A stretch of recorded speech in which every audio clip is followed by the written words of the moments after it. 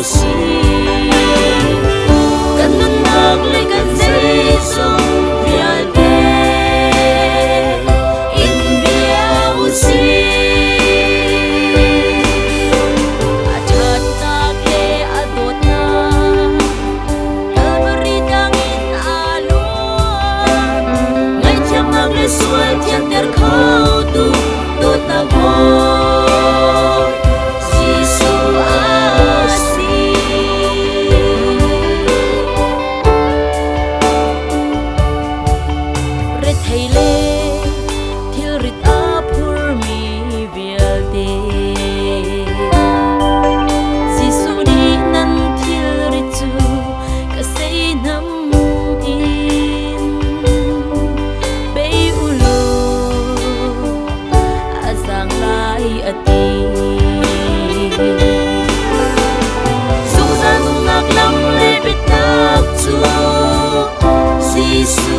asi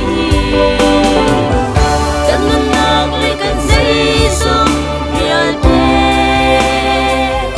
in via usi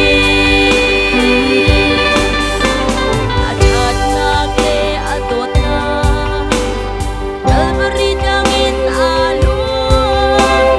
ngay cham nagle sual tiang ter khau tu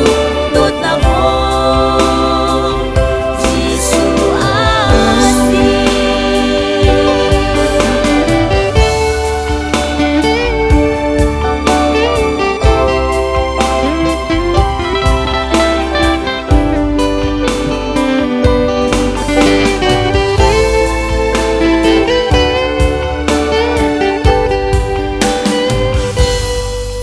kan ni chu